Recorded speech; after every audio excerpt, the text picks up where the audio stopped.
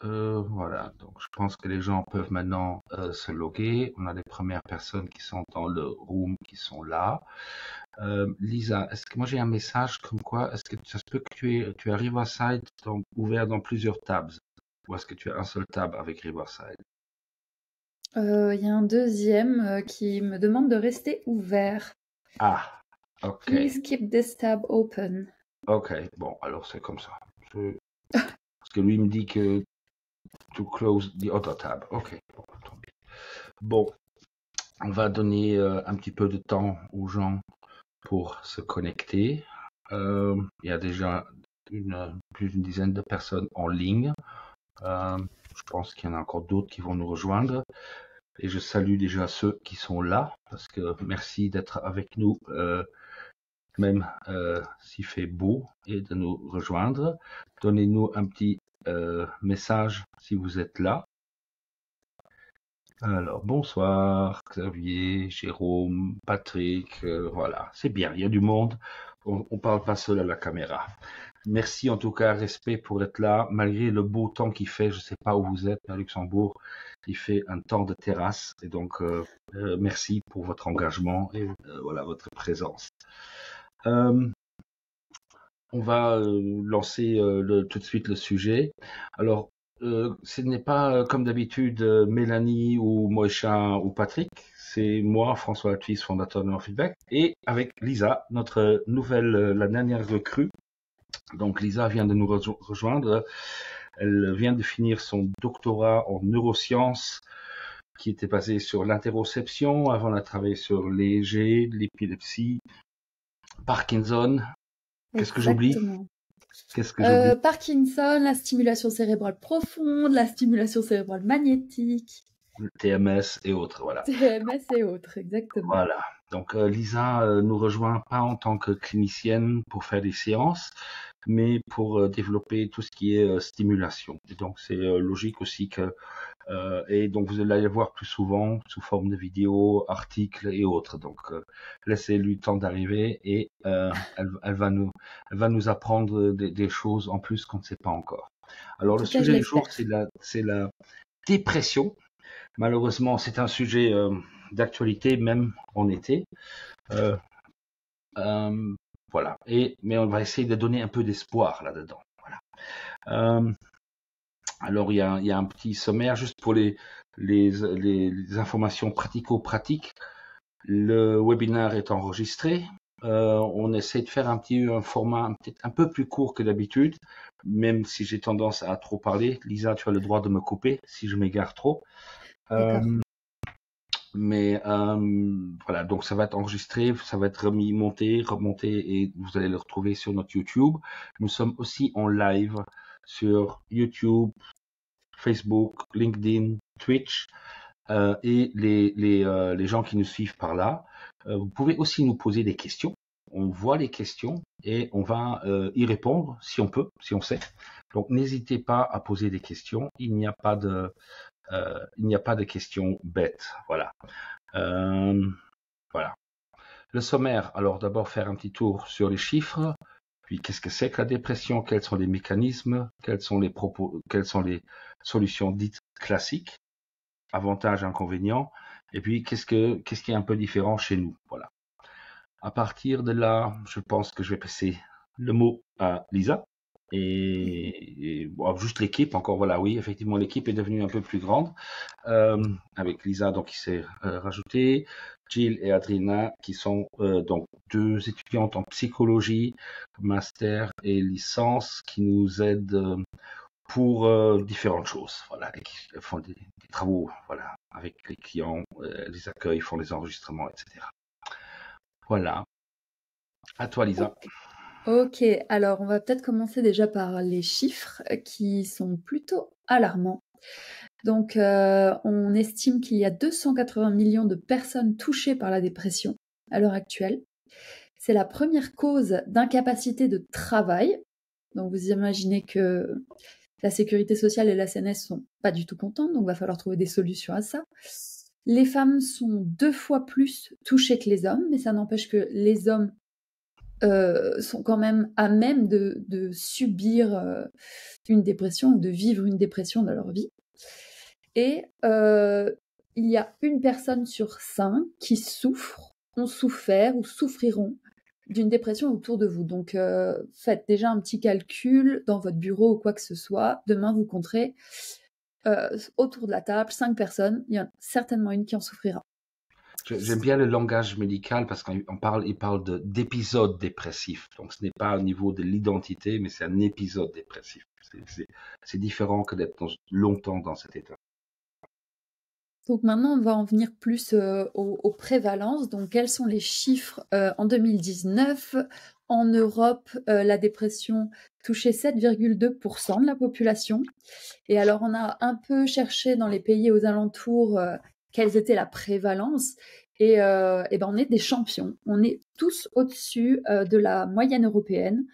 Au Luxembourg, avec 10% de la population touchée, en Allemagne 11,6%, en France 7,6% et en Belgique 7,3%. Finalement, les Belges sont les personnes qui s'en sortent le mieux. Oui, quand on estime au-dessus de 7%, on va être déjà content de ce qu'on a. Donc oui, ces chiffres sont très alarmants. Et là encore, c'est les chiffres de 2019. Donc on n'a pas les chiffres après Covid qui doivent être encore pires. Et on a hâte ou pas de les avoir finalement. Certainement, quand on parle de dépression, vous avez déjà certainement entendu ça autour de vous. Donc, t'aurais bien besoin d'un bon coup de pied au cul. Arrête de t'apitoyer sur ton sort. De toute façon, ça touche que les adultes. Donc, ton enfant, il n'aura pas de dépression, c'est pas possible. Prends des antidépresseurs et de toute façon, ça ira mieux. C'est seulement dans ta tête. Et c'est parce que tu t'es fait virer que t'es dépressif. Ou bien tu comptes guérir bientôt ou ça va toujours pas. Ou alors, ben, c'est certainement un burn-out parce que bon, ça peut pas être une dépression, tu travailles trop. Et puis, bah, ça va passer. Et apparemment, je pense que même si vous avez esquivé ça, eh ben, en allant sur les réseaux sociaux, eh ben, on tombe aussi sur des pépites. Donc, je vais lancer une petite vidéo. Trigger warning, elle est très choc. Donc, voilà, on va remettre un peu le contexte après l'avoir lancé. Rien à foutre de ta dépression, rien à foutre de tes excuses, rien à foutre de ton petit cœur brisé, rien à foutre de ta pression mentale, rien à foutre de ta fainéantise, rien à foutre de tes doutes. Arrête d'être une merde, d'être une personne sans aucune motivation. Arrête de gaspiller ta vie. Lève-toi maintenant, tout de suite.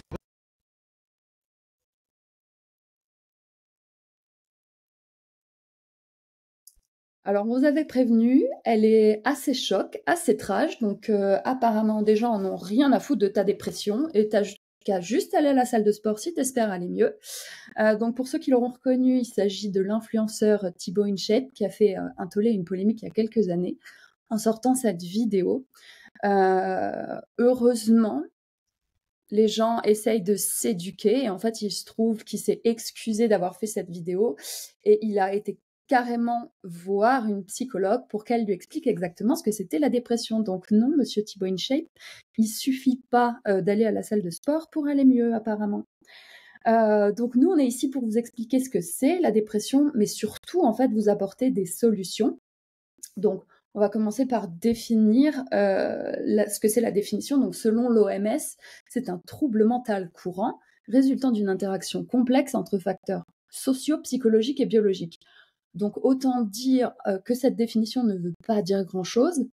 Et ce que les gens savent essentiellement de la dépression, c'est reconnaître en fait les symptômes qui sont multiples, qui sont variés. Donc on peut faire un listing. Donc humeur dépressive intense et durable, une perte d'intérêt ou de plaisir, des changements d'habitude alimentaire, des troubles du sommeil, de la fatigue omniprésente ou une perte d'énergie, des agitations ou au contraire un ralentissement psychomoteur, un sentiment de dévalorisation ou de culpabilité, des troubles cognitifs, des idées suicidaires. Donc, ces symptômes ne sont pas forcément exclusifs à la dépression d'ailleurs. Et quand ils sont pris de manière isolée, ils ne sont pas forcément signes de dépression non plus. Donc, ce qui est important dans ces cas-là, c'est la manifestation de ces symptômes qui doit être assez récurrente et quasi permanente pendant minimum 2 semaines. selon des critères et doit représenter une gêne importante au quotidien. Mais on se doute que ça peut être parfois difficile de distinguer est-ce que c'est une dépression ou est-ce que je suis juste un peu feignant ou est-ce que c'est une dépression où je suis juste un petit peu déprimé. Donc, pour ça, on vous fait un petit récapitulatif. Donc, comment on peut différencier, par exemple, tristesse et dépression? Donc, la tristesse, c'est plutôt une émotion qui va découler d'un sentiment, alors que la dépression, c'est vraiment une maladie. On ne parle pas d'un sentiment de dépression, c'est vraiment une pathologie. La tristesse peut survenir suite à un événement spécifique, douloureux ou bien désagréable, alors que la dépression, elle peut arriver à n'importe quel moment de votre vie, même s'il y a bien sûr des facteurs de risque qu'on énumérera un petit peu plus tard. La tristesse, ça va être plutôt un état passager, transitoire, qui est normal dans la vie. Et c'est là où ça se différencie de la dépression, puisque la dépression, elle est intense et durable. Ça ne va pas être un état passager, ça ne va pas durer quelques jours, ça ne va pas durer quelques semaines, ça va durer longtemps. Donc si avec ce premier aperçu, vous pensez, ou bien si plutôt vous savez au fond de vous que vous êtes atteint de dépression, vous souffrez de dépression, vous vous dites « je suis dépressif », alors non, comme disait François tout à l'heure, vous souffrez d'un épisode dépressif. Donc c'est-à-dire que ça ne vous définit pas et le but c'est d'y remédier et d'inverser un peu le cours des choses.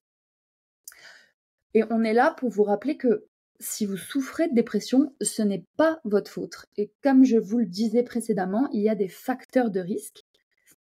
Donc, qui peuvent être par exemple des antécédents familiaux. Donc si quelqu'un dans votre famille a souffert ou souffre de dépression, il y a plus de chances pour vous que vous en souffriez aussi. Ça peut être dû à des événements précipitants de type deuil, perte d'emploi ou bien divorce. Donc des événements de la vie, j'ai envie de dire. Ça peut être suite à une maladie physique ou bien une maladie psychiatrique. Si vous souffrez de stress chronique ou si vous vivez de longues périodes de stress ou si vous avez souffert de burn-out, vous êtes à même de souffrir de dépression également. Et également les événements prédisposants.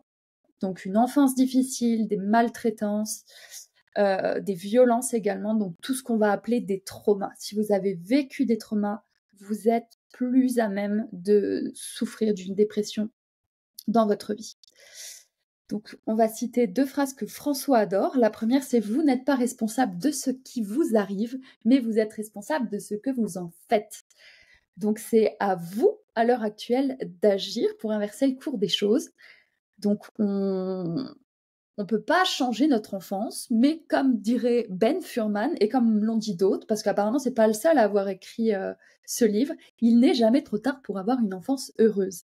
Est-ce que François, tu as un commentaire là-dessus, Oui, toi oui. qui as voulu ces citations intégrées? Je la trouve super importante. La première fois que je l'ai entendue, ça m'a fait un choc. Ça m'a fait oh, c'est une phrase forte ça, parce que on peut pas changer le passé. Non, on peut pas changer ce qui est arrivé, mais l'interprétation qu'on donne. Le passé étant ce qu'il est, tu ne peux pas le changer, mais comment il impacte ta vie quotidienne, ça, c'est ton choix. Là, tu peux agir dessus. Et notamment avec des choses qu'on peut faire soi-même, notamment en avant des professionnels, notamment avec des choses que nous on fait ou que d'autres gens font. Et je pense qu'il y a une responsabilité à le faire. Je pense que c'est vraiment les clients qui me connaissent et qui ont eu affaire à moi, je les laisse jamais retourner dans le passé pour raconter la xème fois toute leur histoire, parce que ça c'est comme si sur leur disque dur ils allaient encore une fois imprimer. C'est peut-être utile, mais ça ne les aide. Parfois, ça peut être utile, mais souvent, répéter la xème fois la mauvaise histoire, etc. Non, c'est qu'est-ce qu'on fait aujourd'hui, maintenant, et comment on veut être dans le futur. Donc, partir de la vue problème, plutôt aller vers la vue orientée solution. Et il y a un point, je pense, qui est super important, comme on a quand même une majorité de femmes parmi nos clientes. Les femmes viennent plus souvent ils reconnaissent les sujets. Les hommes, ils viennent plus pour la performance parce qu'ils n'ont pas de problème. C'est un cliché autre, mais en fait, parce que ça se transmet. comme a dit Lisa, il y a un facteur génétique. Si vous êtes dans une famille où il y a déjà eu des dépressions dans la famille notoires, votre probabilité est plutôt grande. Donc c'est effectivement votre responsabilité de ne pas le transmettre plus. Parce que même si vous faites semblant de ne pas avoir de problème, ben ça se passe quand même. Il y a les 9 mois de grossesse et les enfants, ils ont quand même des antennes très très fortes. Et dès qu'il y a une incongruence entre ce que vous dites et comment vous agissez, vos mouvements et vos réactions, ben les enfants, ils le voient, ils le sentent. Et donc, ils savent pas, il vaut mieux travailler et être honnête sur ces sujets-là. Voilà. Et effectivement, voilà, il n'est jamais trop tard pour changer la perception qu'on a. Parfait. Merci. Donc on va continuer maintenant un peu avec les mécanismes de la dépression. Donc on pensait longtemps que c'était surtout une dérégulation moléculaire dans le cerveau qui était à l'origine de la dépression. On a longtemps pensé que le déficit de sérotonine dans le cerveau était la cause de la dépression, puisque quand on donnait un médicament qui aide à augmenter la sérotonine, on améliorait les symptômes de la dépression. Alors on s'est dit, c'est forcément la cause de la dépression, et c'est forcément dû à un manque de sérotonine. Le problème, c'est que c'est pas que la sérotonine qui est impactée, mais en fait, en faisant des études, on s'est rendu compte que la dopamine également était impactée, présentait un déficit. Et en fait, c'est pas si facile que ça parce que c'est tout un tas d'autres neurotransmetteurs comme les GABA, la noradrénaline, etc. qui sont aussi impactés. En fait, en gros, quand vous avez une dépression, tous vos neurotransmetteurs vont en prendre un coup.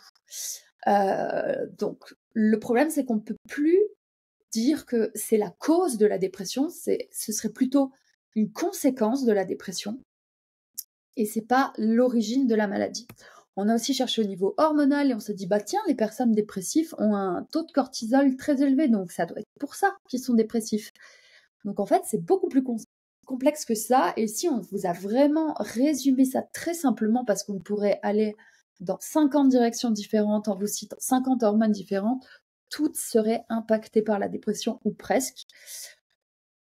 Donc c'est pas si facile que ça. Et pour vous présenter un peu les conflits qu'il y aurait dans la recherche, donc même la recherche à l'heure actuelle n'est pas capable d'expliquer la dépression. Donc ici on vous a pris une revue scientifique qui a été publiée dans Nature quand même. Donc pour ceux qui ne savent pas, c'est un journal scientifique très très réputé. Si ce n'est le plus réputé. Si ce n'est plus le plus réputé, exactement. Pour tous les chercheurs, c'est le journal où il faut publier. Donc ici, c'est un article dans Nature qui est sorti en 2022 où on nous disait, en rassemblant toutes les informations ensemble, finalement, on n'est pas en mesure de mettre en évidence l'association entre dépression et manque de sérotonine. Donc en gros, le manque de sérotonine ne serait pas vraiment la cause de la dépression. Et il rajoutait d'ailleurs dans cet article que prendre trop d'antidépresseurs, ça réduit encore plus le niveau de sérotonine. Donc finalement, ça va pas aider. Donc dans le temps, vas-y François, non. Je sens que tu as un commentaire. Le problème est juste combien de temps, parce que ça remonte maintenant à 3 ans que cette étude est sortie, combien de temps ça va mettre pour que ça arrive chez les médecins généralistes qui sont parmi les plus grands prescripteurs d'antidépresseurs sans mettre les clients au courant que oui, ça va vous aider. Oh, vous avez un petit coup de blues, allez, prenez ça.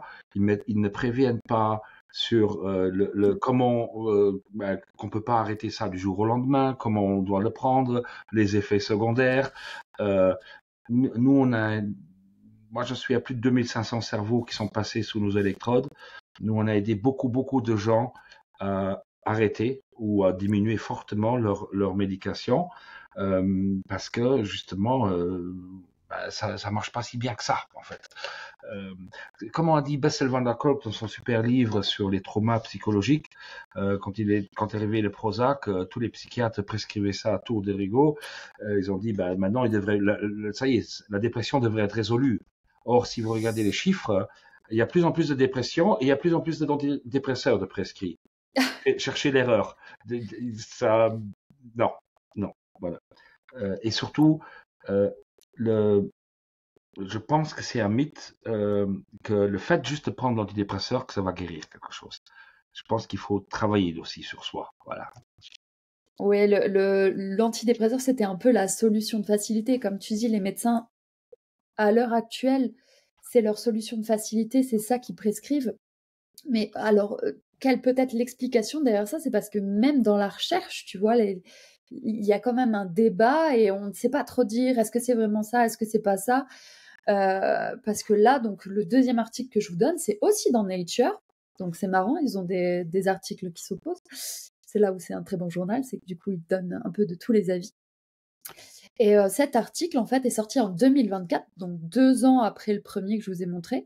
Et dans cet article-là, qu'est-ce qu'ils disent? C'est en fait, non, peut-être on a eu tort sur la sérotonine parce qu'elle est quand même bien impliquée, mais c'est super complexe en fait. C'est pas forcément la cause, mais c'est peut-être une conséquence, mais c'est peut-être un début de cause qui va lier vers un déficit encore plus grand de la sérotonine. Donc finalement, en fait, comme il y a cette grande incertitude dans la recherche, je pense que c'est aussi ça que les médecins, à l'heure actuelle, ne se risquent pas à tenter autre chose et continuent, j'ai envie de dire presque bêtement, à prescrire des antidépresseurs parce que c'est c'est la solution qu'on a et c'est ça qu'on prescrit. Donc, je vous avoue qu'avec... Est-ce que tu as une idée de combien sont prescrits actuellement? Ah non, aucune idée. J'ai vu que la courbe était en hausse, mais alors le chiffre exact, je ne sais pas, mais j'ai vu que la courbe était en hausse. Dans certains pays, mais pas tous, bizarrement. Apparemment, la courbe est assez stable. Dans plusieurs pays, par contre, le nombre de dépressions, lui, augmente quand même. Donc, Okay. Je vais vous demander si je trouve un chiffre. Voilà. Voilà. Donc la vraie question, c'est pourquoi tant d'incertitudes, même à l'heure actuelle, même en 2022 et 2024, alors qu'on étudie la dépression depuis déjà l'Antiquité. Un autre aspect qu'on voulait évoquer ici, c'était le microbiote, donc le lien entre ventre et cerveau. Donc on pense souvent que la dépression est uniquement une affaire de cerveau, mais regardez ici. Donc ici, c'est un article de Science et Avenir. Donc Science et Avenir a été interviewé John Cryan sur la photo. Donc c'est un neurobiologiste qui étudie le microbiote à l'université de Cork depuis déjà des décennies. Donc c'est un article disponible en ligne. Il sera aussi disponible en lien dans la description. Donc je vous invite à aller le lire, c'est très intéressant. Donc il parle de l'importance d'entretenir son microbiote qui est l'allié primordial de notre cerveau. Donc j'ai un peu une petite anecdote si vous voulez pour vous. Donc Oui. imaginez que votre intestin est un jardin. Si le jardin il est bien entretenu et avec une belle biodiversité de plantes, le jardin va être en pleine santé. Donc, ça va apporter de super fruits, par exemple. Il va produire de super fruits, de super légumes. Ça va être génial. Par contre, si vous commencez à laisser les mauvaises herbes envahir ce jardin, les mauvaises herbes vont toujours prendre le dessus si vous ne l'entretenez pas. Et ces mauvaises herbes vont aller capter les nutriments dont le jardin aurait besoin, dont les fruits et dont le potager auraient besoin. Et c'est là où le jardin va souffrir. Et ben c'est un peu pareil pour le microbiote. Quand il y a un déséquilibre au niveau du microbiote, ça peut envoyer des signaux de stress et d'inflammation à votre cerveau. Et ces signaux de stress, en fait, ils sont transmis via le nerf vague. Alors, retenez bien nerf vague parce que ça aura son intérêt pour la suite de la présentation. Et l'influence majeure qu'il y a entre le microbiote et le cerveau est très grande. Et donc pourquoi? Parce qu'une grande partie de la sérotonine, donc qui est l'hormone du bonheur dont on vous a parlé juste avant, qui est essentielle à notre humain, est en fait produite au niveau de l'intestin. Donc maintenant, vous comprenez l'importance d'entretenir son microbiote. Mais la bonne nouvelle, c'est que vous pouvez agir directement. Donc, si vous souffrez de dépression, bien sûr, c'est crucial de consulter un professionnel de santé, mais en parallèle, prendre soin de son ventre, ça peut donner vraiment un vrai coup de pouce. Je veux rajouter quelque chose. Quand les gens viennent chez nous, Moi j'ai 4 suspects usuels qu'on veut toujours écarter avant d'aller chercher plus loin. Et la dépression n'en fait pas partie, mais le premier c'est TDA, avec ou sans H, surtout chez les femmes masquées, on le reconnaît pas. Et ils arrivent avec un diagnostic de dépression ou de troubles d'anxiété alors que c'est pas ça. Le deuxième c'est trauma, c'est le plus souvent les deux se valent à peu près. Troisième c'est et celui-là il est plutôt oublié souvent, commotion cérébrale. Parce que ça peut en fait après un choc qui n'a pas besoin d'être très grave, les symptômes mettent 3 à 6 mois à apparaître. Donc personne ne fait le lien avec le choc à la tête. Et puis le quatrièmement, c'est l'autisme. Si vous essayez de vous adapter, que vous avez des traits autistiques plus que les autres, il y a de fortes chances que vous définissiez dans un état proche de la dépression. Alors que oui, vous avez les symptômes, mais c'est pas ça, en fait. Voilà.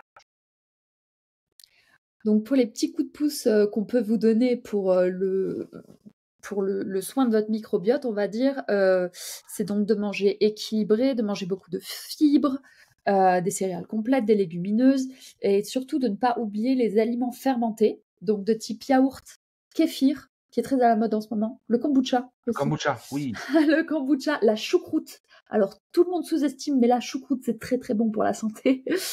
Donc c'est des sources de bonnes bactéries qui vont un peu venir fleurir et garnir votre intestin finalement. Donc une autre chose très importante, ça va être de bouger, de faire de l'activité physique. Donc peut-être finalement que Thibaut Inchep avait raison, il faut juste se bouger et aller au sport et ça ira un peu mieux. Donc c'est pas la solution miracle, mais l'activité physique, c'est pas seulement bon pour les muscles, c'est aussi excellent pour la diversité du microbiote parce que ça va garantir un renouvellement en fait du microbiote plus rapide. Donc on vous demande pas d'aller à la salle soulever des kilos ou de vous lancer dans l'haltérophilie non plus. Une simple marche quotidienne peut déjà vous aider. Et en prenant soin de votre microbiote, vous prenez également soin de votre cerveau, mais de votre bien-être de manière générale. Et c'est un pas de plus vers une meilleure santé mentale. Donc retenez bien ces 2 articles, notamment celui-ci donc de l'INSERM, qui est un centre de recherche très réputé. Et retenez bien le nerf vague et son importance, notamment dans la dépression, parce qu'on va y revenir un peu plus tard. Exact. Donc, le mot-clé, c'est prenez soin de votre deuxième cerveau. C'est pour ça que nous, on le traite. Voilà. Alors maintenant, François, je te laisse intervenir. Ça va être un peu ta partie à toi. Exact.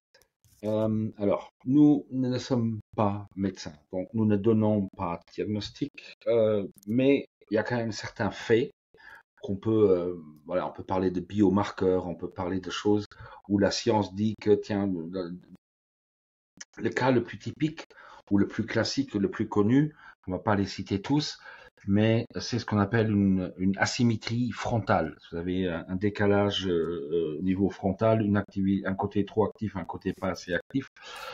Ça, c'est ce qu'on appelle un biomarqueur pour la dépression. Mais la réalité, elle est un peu différente. Mon mantra à moi et que j'essaye d'appliquer vraiment dans ce que nous on fait chez Neurofeedback Luxembourg, c'est il faut mesurer avant de pouvoir changer. Et là, ce que vous voyez, c'est 3 apparitions. Peut-être tu peux couper le micro quand tu tapes parce qu'on entend oui. Plutôt fort, voilà, mais ou baisse un peu le micro, voilà. Donc là, vous avez 3 cas, 3 personnes complètement différentes avec le même diagnostic et des symptômes différents. Pourquoi est-ce que c'est important de savoir ça? Parce que la mesure va permettre de s'orienter plutôt sur qu'est-ce qui est plus adapté à telle personne qu'à une autre. Typiquement, par exemple, si je prends le premier en haut, donc là on est plutôt, il y a un bleu, ça veut dire qu'il y a manque d'énergie. Quand je vois ça, ça veut dire qu'il y a manque d'ondes lentes. Ça, c'est une personne qui est en manque chronique de sommeil. Et elle est plutôt dans la réactivité, comment je le sais, parce que c'est ce côté-là qui est très actif, mais elle est quand même, elle est dépressive, mais elle est quand même dans une certaine énergie, sauf qu'elle dépense trop d'énergie par rapport à ce que, en fait, son capital énergie, il a. Donc, et c'est ce qui mène donc après à d'autres symptômes. Le deuxième cas ici, ça c'est plutôt plus classique. C'est-à-dire qu'on a effectivement l'asymétrie frontale, le côté gauche qui est un peu plus, plus lent, et il y a une suractivation dans une onde rapide. Je sais pas si je peux prendre un pointeur. Non, je peux pas prendre de pointeur. Non, j'ai pas le droit. Ok. En fait, on voit quand même. Donc, je suis à la femme de 38 ans. Donc là, on voit une suractivation les ondes high beta.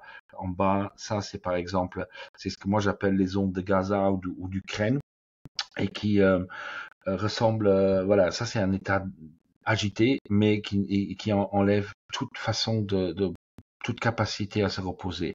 Et puis ici à droite, donc on a un homme de 38 ans, ça c'est vraiment le cas classique, on a l'asymétrie frontale en alpha au milieu, donc ici, là vous avez le côté gauche qui est ralenti. Pourquoi est-ce que c'est le côté gauche? En très simplifié, c'est que le côté droit préfrontal, ça c'est le trouveur de problèmes, et le côté gauche c'est le trouveur de solutions. Et si vous avez un décalage de plus de 15 ou 20%, c'est-à-dire que soit que votre trouveur de problèmes est plus rapide et trouve plus de problèmes que vous ne trouvez de solutions, ou que votre trouveur de solutions est plus bas, ben à terme vous pouvez peut-être encore naviguer un petit peu, mais à un moment vous allez tomber dans un trou et justement dans les choses moins agréables. Ce qui est dommage, et ce qui est vraiment dommage, c'est qu'il y a ce qu'on appelle, d'ailleurs il y a une société de pharmaco-EEG. EEG, donc ça c'est de l'activité électrique, mais quantifiée, donc un QEEG. Mais l'activité électrique du cerveau permettrait, par exemple, de prédire, selon les phénotypes d'EEG, quels médicaments marcheraient et lesquels ne marcheraient pas. Alors, il y en a certains que moi je sais qui détruisent le sommeil. Donc, peut-être qu'ils marchent peut-être pour les antidépresseurs, mais ils détruisent le sommeil et donc c'est peut-être pas recommandé. Mais c'est pas à moi de le dire. Mais c'est dommage que les médecins qui prescrivent n'utilisent pas cette technologie pour voilà, pour prédire au lieu d'essayer. Voilà, qu'est-ce qui marcherait. Peut-être voilà, donc mesurer, c'est bien. Peut-être le prochain slide. Alors, classiquement, effectivement, donc on en a déjà un peu parlé. Classiquement, il y a, bon, c'est un peu ironique, mais ce n'est pas, voilà, c'est pas pour faire une blague, mais c'est prescrit comme des pilules du bonheur, hop, et ça repart. Malheureusement, la réalité, c'est pas ça. Nous, on le voit assez souvent. Non. Ça donne beaucoup plus de résultats si c'est couplé avec de la psychothérapie. Donc, nous sommes basés à Luxembourg, donc moi je peux parler de Luxembourg, mais je pense que les autres pays ne sont pas mieux lotis que Luxembourg. Ce qui a changé à Luxembourg, je pense que maintenant ça fait 2 ans à peu près, où la psychothérapie est remboursée. Au début, je me suis dit, oh zut, ça va nous prendre des clients. Non, c'est pas le cas. Soit il y a plus de gens qui ont des problèmes, soit il y en a plus qui viennent chez nous. Qu'est-ce qui s'est passé? En fait, vu que maintenant il faut on peut se faire rembourser la psychothérapie, ben, il y a eu une ruée sur les psychothérapeutes, une ruée, et les gens nous disent, ben, j'ai 6 mois, 1 an d'attente, ou parfois même ils prennent même plus personne sur la liste d'attente. Et il faut dire qu'à Luxembourg, il y a quand même aussi certaines formes de thérapie seulement qui sont admises. Par exemple, si c'est moins de 18 ans, ça passe par ONE, donc c'est encore différent. Si c'est au-dessus de 18 ans, il y a des critères d'exclusion. Je pense que la fédération de Société des psychologues et la FAPSI des psychothérapeutes seront plus placés à en parler. Par exemple, d'après ce que moi je sais, par exemple, c'est pas possible de faire une thérapie de groupe. C'est pas possible de certaines méthodes par exemple, je sais que la systémique, qui est une forme de thérapie où je suis un très très grand fan, comparé à d'autres choses comme l'approche comportementale cognitivo-ACT, TCC, TCC, cognitivo-comportemental, c'est cognitivo, ça. voilà. Je suis moins fan, mais c'est peut-être parce que j'ai pas rencontré les bonnes personnes ou que j'ai pas vu les bons résultats.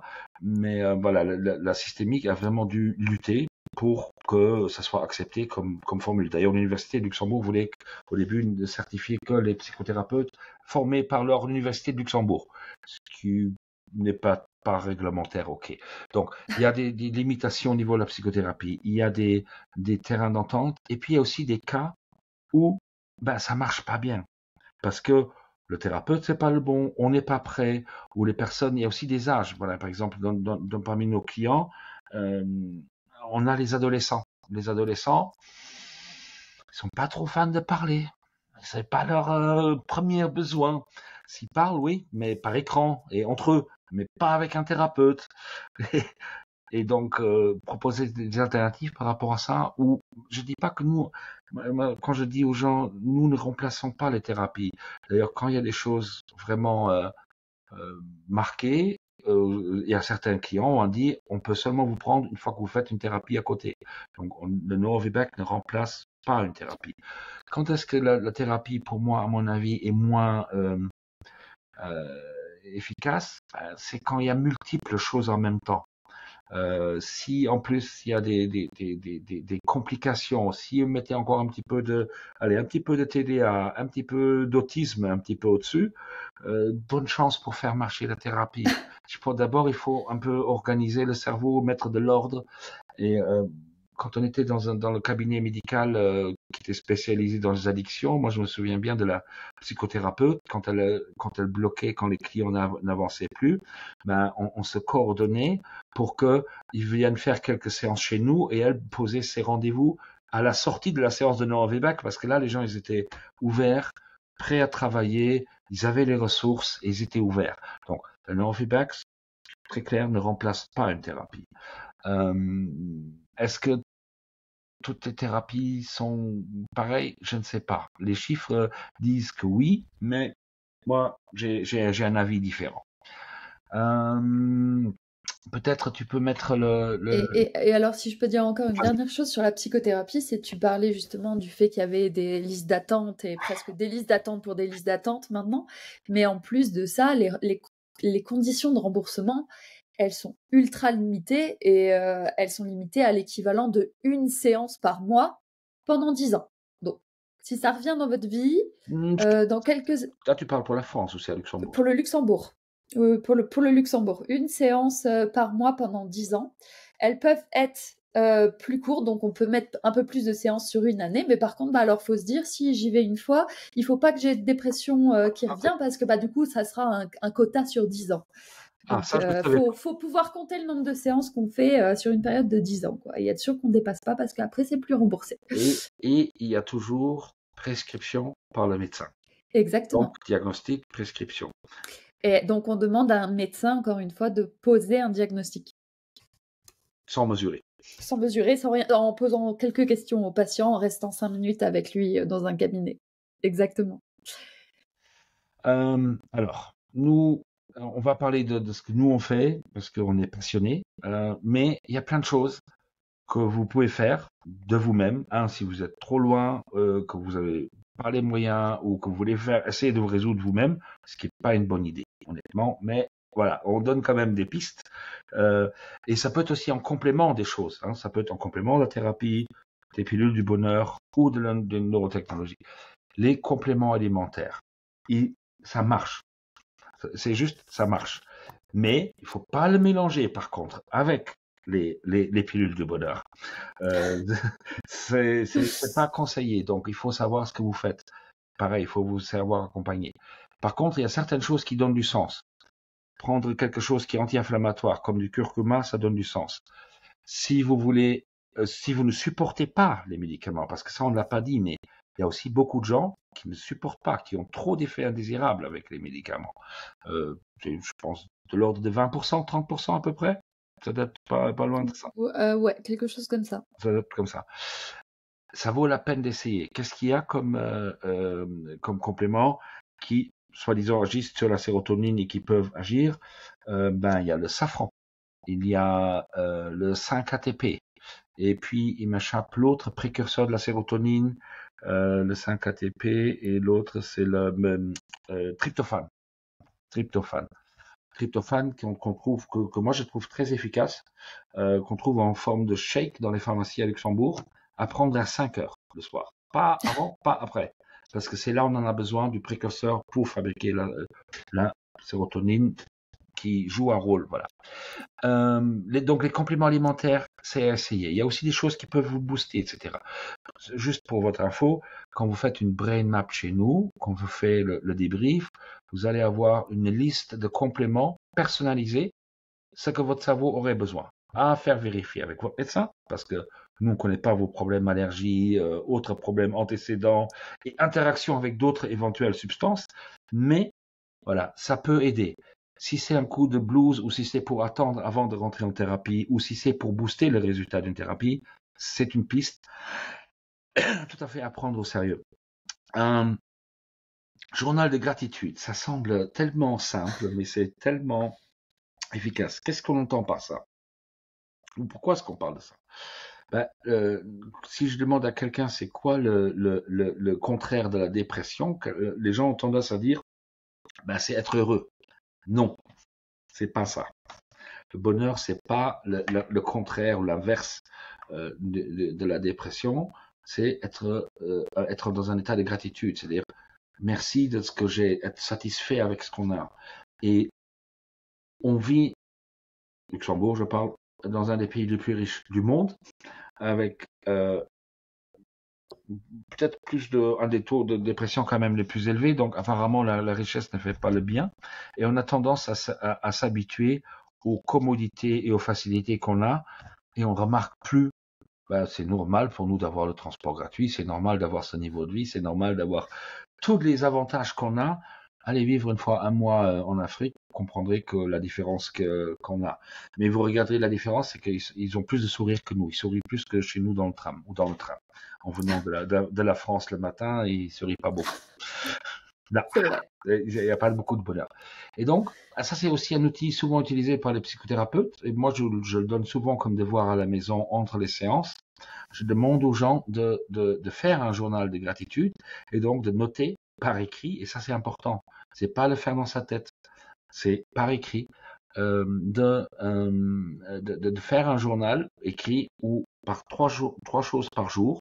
Idéalement, c'est bien de le faire le soir avant d'aller se coucher ou le matin pour commencer la journée, de noter 3 choses pour lesquelles on est en anglais grateful, on est reconnaissant.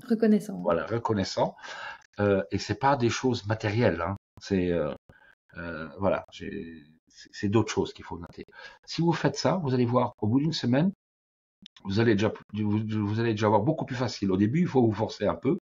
Et au bout de 10 jours, vous allez voir, vous allez aimer l'exercice. C'est ce que tous les gens qui l'ont fait m'ont dit. Parce que c'est un plaisir. Ça devient un moment à soi. Ça devient un moment de reconnexion à soi. Qu'est-ce qui est important?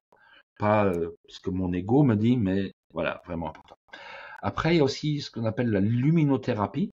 Donc, c'est les lumières pour le SAD, le Seasonal Affective Disorder. C'est ça en anglais, je pense. Mm-hmm. Il y a des gens qui sont très, très, très sensibles au manque de lumière en hiver et qui déclenchent des symptômes comme des dépressions, mais c'est pas pour tout le monde, mais il y a des gens, ça peut aider. Et donc, s'exposer, vous trouvez sur Amazon, chez Saturn ou Média en ligne ou Luxshop ou peu importe, vous allez trouver des lampes très très forte intensité. Vraiment, c'est éblouissant. Il faut se protéger les yeux. Il ne faut pas non plus faire n'importe quoi avec. C'est pas voilà.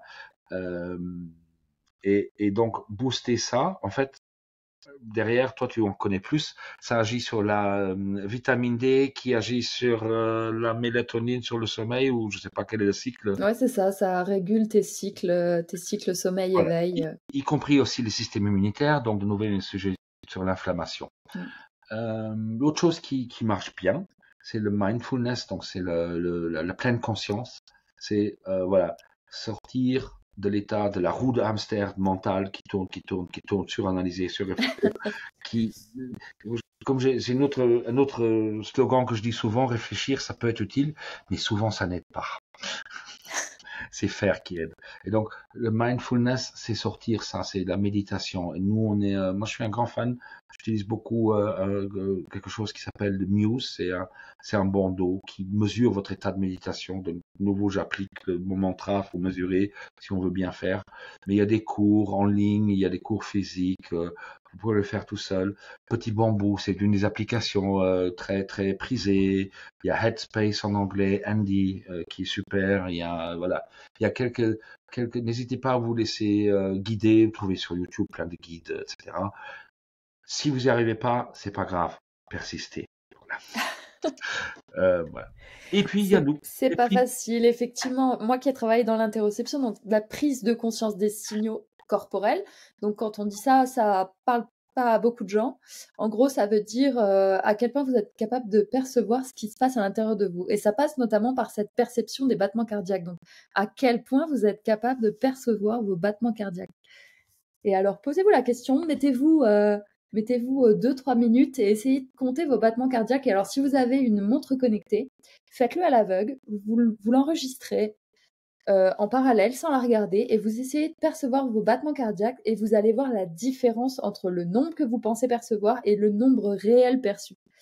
Et justement, c'est ça qu'on appelle interoception. On se rend compte que dans la dépression, il y a souvent une baisse de cette interoception. Donc, vous êtes moins capable de percevoir vos battements cardiaques. Donc, tous ces exercices que François vous dit, c'est des exercices qui vont permettre justement de ramener en fait un niveau d'interoception, donc de rétablir la connexion corps-cerveau, justement. Oui. Moi, je dirais le point commun que beaucoup des clients ont qui viennent chez nous, c'est justement, il y a une déconnexion là. Tout est dans la tête, ça carbure. Mais là, qu'est-ce que vous sentez? Rien. Et cette interoception sur laquelle Lisa a travaillé, moi, je suis tombé sur des études de confrères, de gens qui travaillent aussi dans les neurotechnologies, notamment Martin Hans, qui disaient que cette capacité de se ressentir, qu'est-ce qui se passe dans mon corps, est un des meilleurs prédicateurs du succès. Peu importe quelle thérapie vous allez faire, que ce soit psychothérapie, médicaments, TMS ou autre chose, si vous avez cette capacité à ressentir ce qu'il y a, ben, ça va marcher. Si vous êtes coupé là, très difficile. Voilà. Maintenant, ils utilisent justement les scores d'interoception comme des biomarqueurs et donc ils évaluent des prédispositions à avoir certaines maladies en fonction de ces scores d'interoception. Ouais. Alors, avant de me lancer sur les neurotechnologies, c'est un sujet qui me passionne. Je vais peut-être passer en revue les questions comme ça, il y a les remarques qu'on a eues pour pas qu'il y en ait trop à la fin. Les lobbies pharmaceutiques ne vont pas être très heureux avec les études. Oui, d'accord.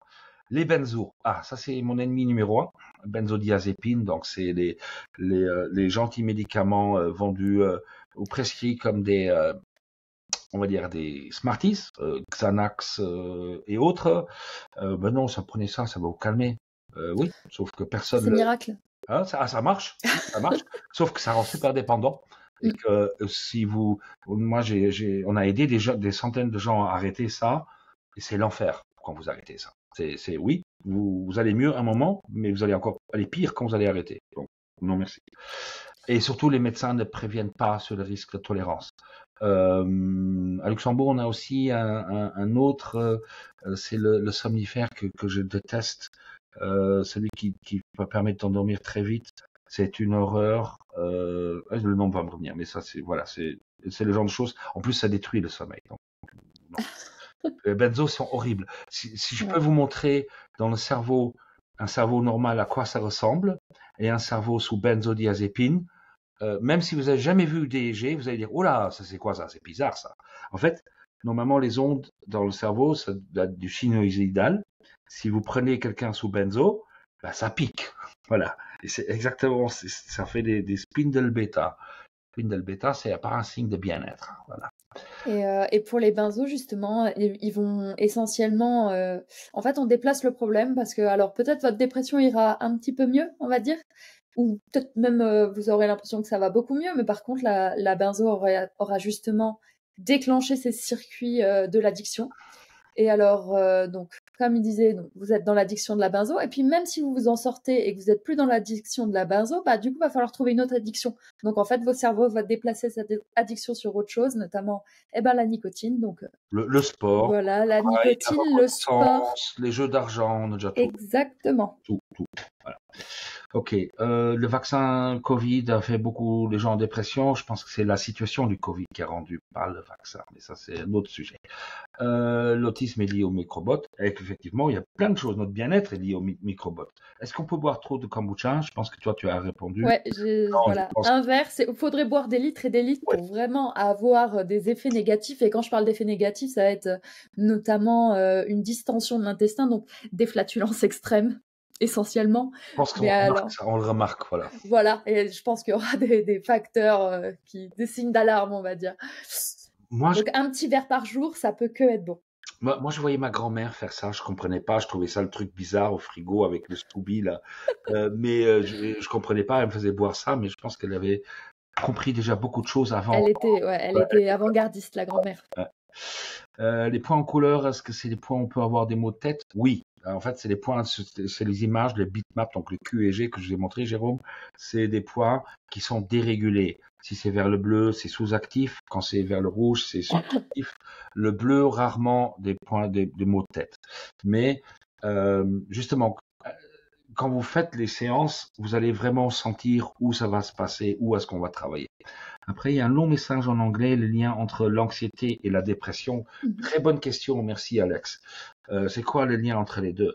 Moi, je dirais que moi, je suis pas un théoricien, je suis pas un médecin, mais moi, ce que je constate juste, c'est en fait l'un mène vers l'autre. Dans quel sens? Ben, si vous êtes plutôt en dépression, donc plutôt dans un état de retrait, donc vous n'autorisez pas, vous êtes inhibé, donc vous vous refusez des contacts, donc vous êtes plus habitué à avoir des contacts. Donc la première fois que vous allez de nouveau aller en public, ça va être très stressant pour vous. Est-ce que ça va bien se passer, etc. Et ça va même dans les deux sens. C'est-à-dire que si vous êtes très anxieuse, vous êtes aussi en forme d'évitement, donc vous vous coupez de la vie et des échanges dont l'humain a besoin. Il y a forte chance que vous soyez triste à un moment ou à un autre. Oui, l'un mène vers l'autre. Et souvent, ce qu'on voit dans le cerveau ne correspond pas à ce qui est marqué sur la feuille du diagnostic. Voilà. Alors, nous, on a assez souvent où les gens disent ouais, j'ai le diagnostic anxiété, mais en fait non, on voit une dépression. Mais c'est mieux d'avoir une anxiété qu'une dépression. Voilà. Et puis il y a des couches aussi, donc c'est pas aussi simple que ça, hein, parce qu'on peut avoir une première couche, on voit une chose, après on va voilà. Après c'est très long, donc c'est des dépressions génétiques. Oui, il y a une composante. Si vous avez des dépressions, plusieurs antécédents, le risque est beaucoup plus grand. C'est comme l'addiction, c'est comme le trauma, l'autisme non, le TDA, oui, il a une composante forte. Mirtazapine, Remergon. Non, c'est pas du. Non, mirtazapine, mirtazapine, ça je connais. Et Remergon, ça fait partie des antidépresseurs parce que comme j'étais dans le cabinet médical, donc j'ai eu la chance d'observer les cerveaux, les faire des QEG avant prescription et après prescription. Mirtazapine, Remergon, et puis il y en a encore un autre. Ça faisait partie de ceux qui. Et on mesure aussi le sommeil. Donc je voyais vraiment les effets des médicaments sur les gens. Hein. Je faisais à peu près 50 patients par mois où on analysait les cerveaux, donc on a vu passer beaucoup. Et ça fait partie des, c'est pas des benzos, et ceux-là ils font ils n'abîment pas le sommeil. Et aussi l'arrêt n'est pas, qu'est-ce qui est trazodone, ça c'est l'horreur pour arrêter. Est-ce qu'une consommation... Xavier, je sais qui c'est ça. Quand je vois la question, je sais qui c'est. Est-ce qu'une consommation de cannabis peut influencer les résultats d'un brain map? Oui, absolument. Mais le cannabis, comme tu le sais, Xavier, j'ai travaillé dans le centre médical. Je pense que c'était le centre médical qui a prescrit le plus de cabinets médicaux. Et en même temps, travaillé sur les addictions. Donc, on a vu les deux côtés du cannabis. Le côté guérisseur et le côté récréatif. Négatif. Le problème, et moi-même je suis un fan de cannabis, longtemps j'étais consommateur, ça m'arrive encore. Le problème du cannabis, c'est qu'il amplifie ce qui est là. Ça veut dire que si tu n'es pas bien avant de fumer, bah, tu vas encore être mieux, plus mal après. Il y a les 3 règles pour les substances psychotropes. Set, setting and dose. Donc, quel mindset tu entres? Donc, est-ce que tu es bien? Est-ce que c'est festif? Est-ce que tu es bien? Voilà. Est-ce que tu entres avec un bon, ou est-ce que tu le fais pour fuir? Pour fuir, c'est pas une bonne idée, ça marche pas. Ça, c'est. Deuxièmement, le setting. Prendre du LSD dans une discothèque, c'est pas une bonne idée. Ça risque d'être très désagréable pour tout le monde. Troisièmement, la dose. Si tu sais pas ce qu'il y a dedans, d'ailleurs il y a à Luxembourg, il y a le service Pipapo que j'adore, qui vont sur les festivals, et ils te proposent des tests de drogue anonymes, et ils te disent ce qu'il y a dedans, est-ce qu'il y a d'autres choses en plus, et quelle est la dose. Voilà. Donc voilà, parce que on ne sait pas.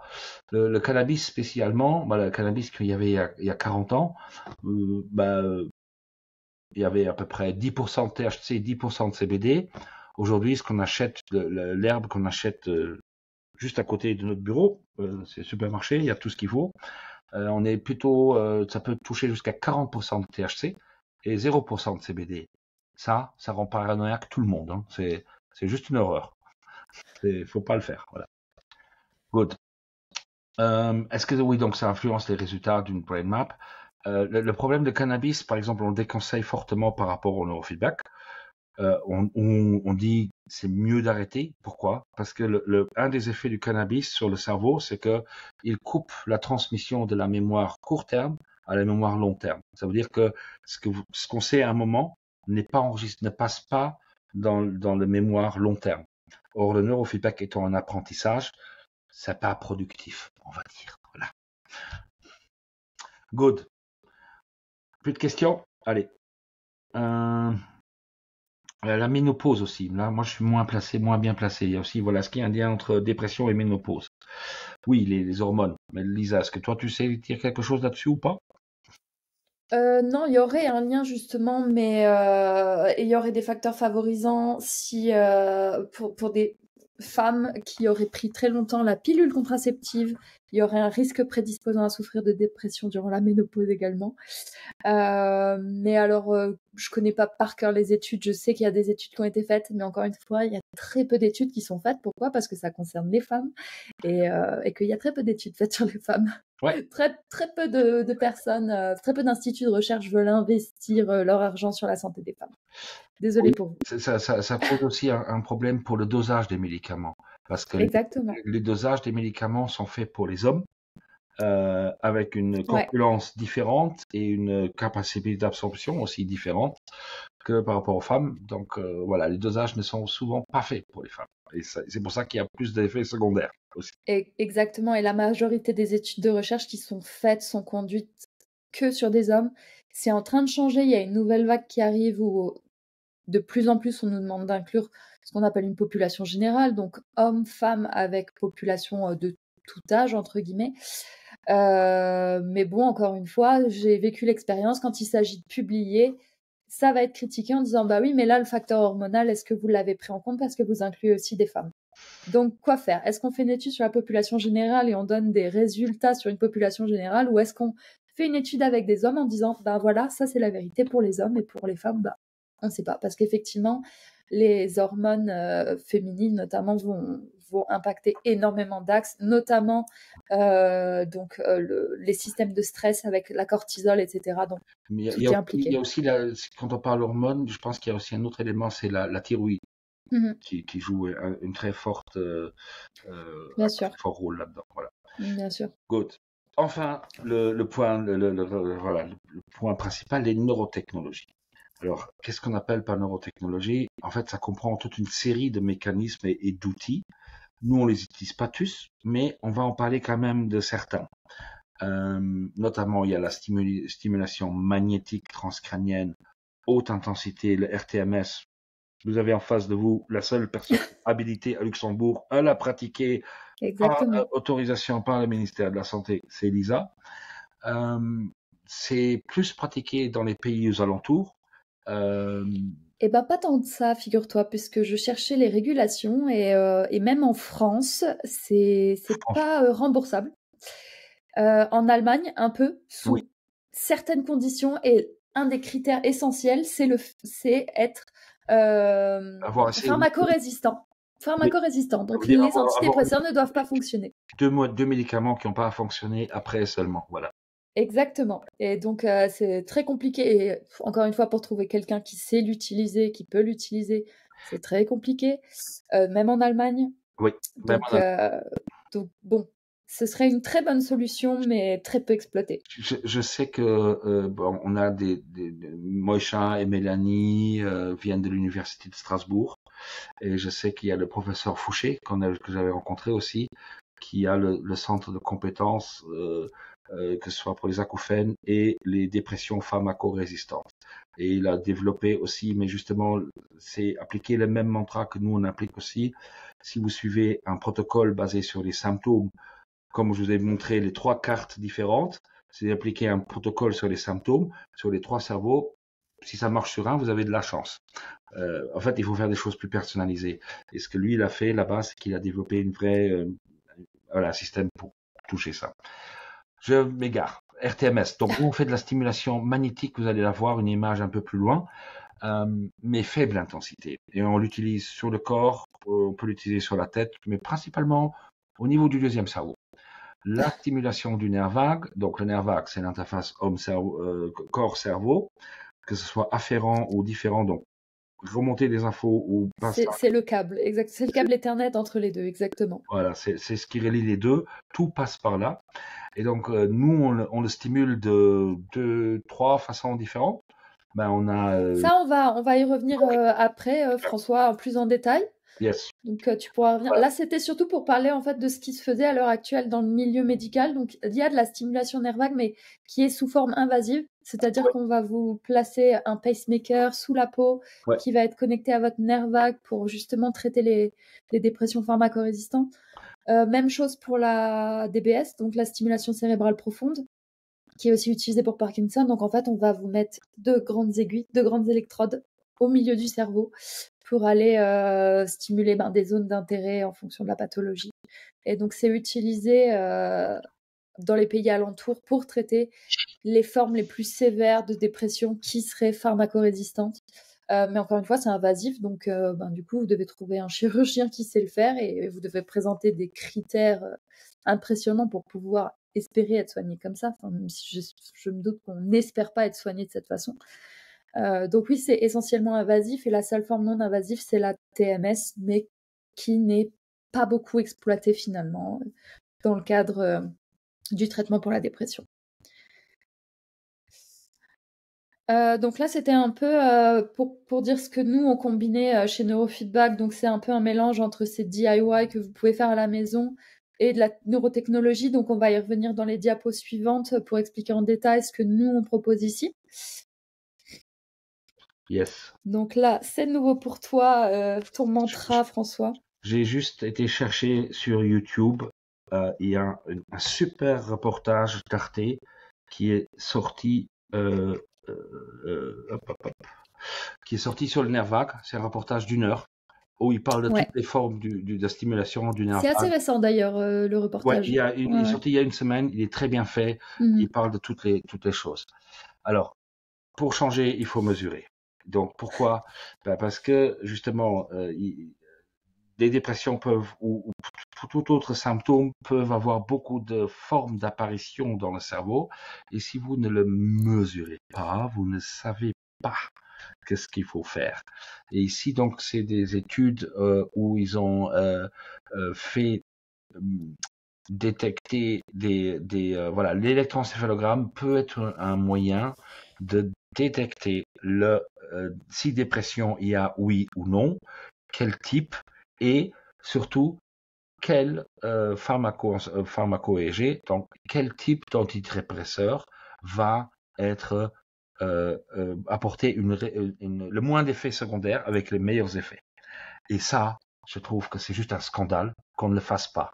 Parce que le fait d'essayer un d'antidépresseur, par exemple, le phénotype low power fast EEG. Il n'aime pas du tout les SSRI. Voilà, ça c'est un truc, ça n'est pas ça du tout. C'est pas ce qu'il faut faire. Mais voilà.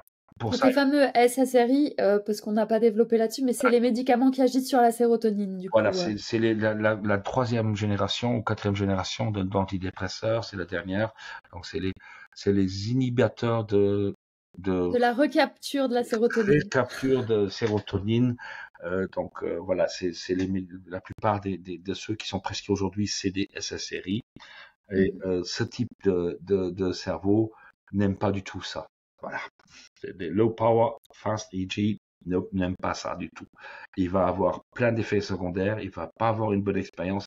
La probabilité que ça marche est plutôt pas zéro, mais très très proche de zéro. Voilà. Et ça pourrait, une simple mesure pourrait dire ça. C'est pas à nous de le faire, on n'a pas le droit, mais la science est là, ça existe. C'est la recherche, voilà. Voilà, c'est à la recherche. C'est pas, voilà, c'est pas nous qui le disons, mais ça, voilà.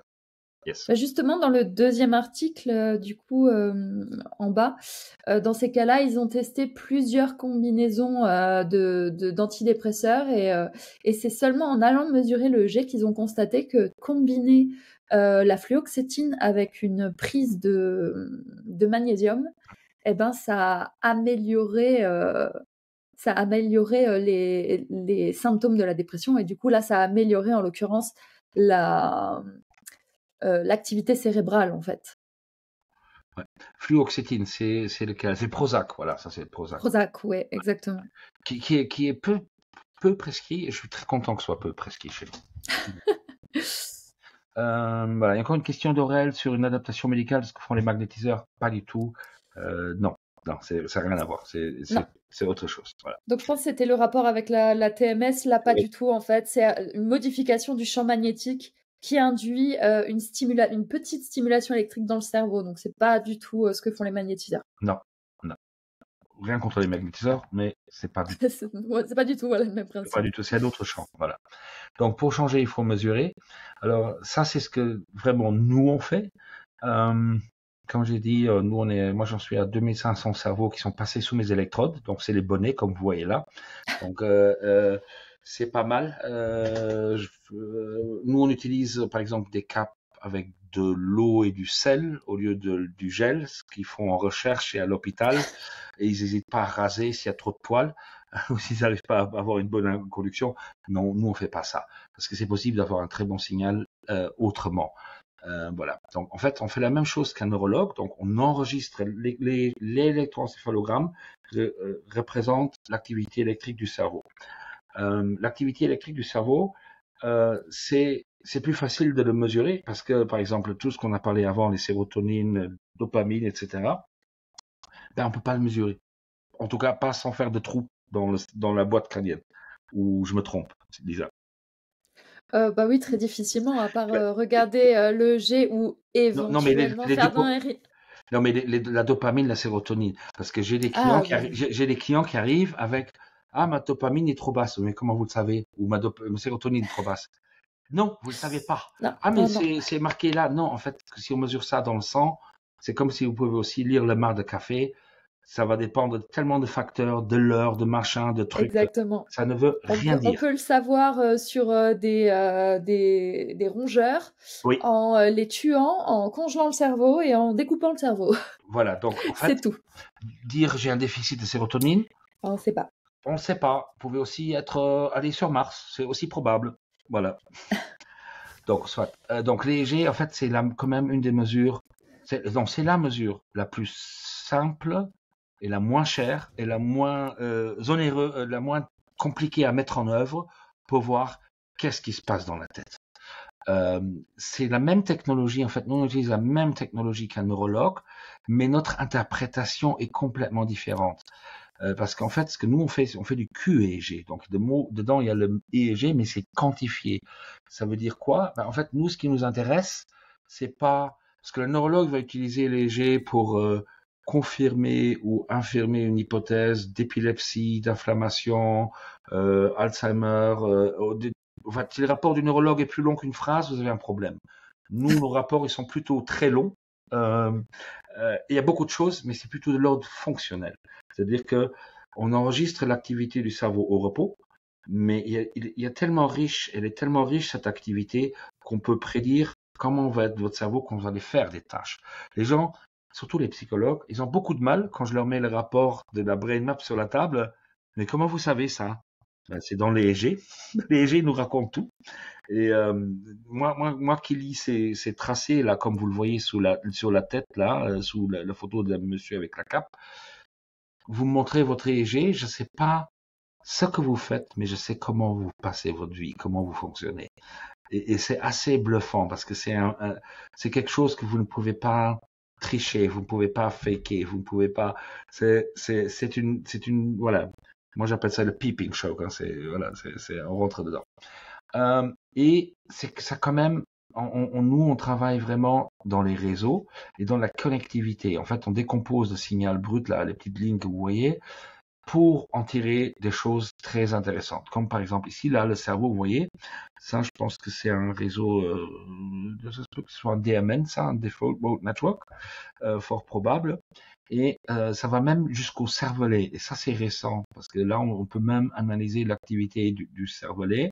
C'est critiqué, mais je peux vous dire que quand moi je fais les protocoles avec du cervelet dedans, les gens le sentent et peuvent me dire, tiens, vous avez travaillé dans la nuque. Ouais, oui, c'est ça. C'est exactement là. C'est par là, oui. Oui, c'est exactement là. Et ce qu'on voit, par exemple, ici, si je prends le DMN étant donc c'est le réseau où il y a le siège de la personnalité, qui suis-je, à quoi je sers. Donc c'est aussi le siège des ruminations, c'est le siège des questionnements en réponse, voilà, la roue de hamster, etc. Et pas passer à l'action.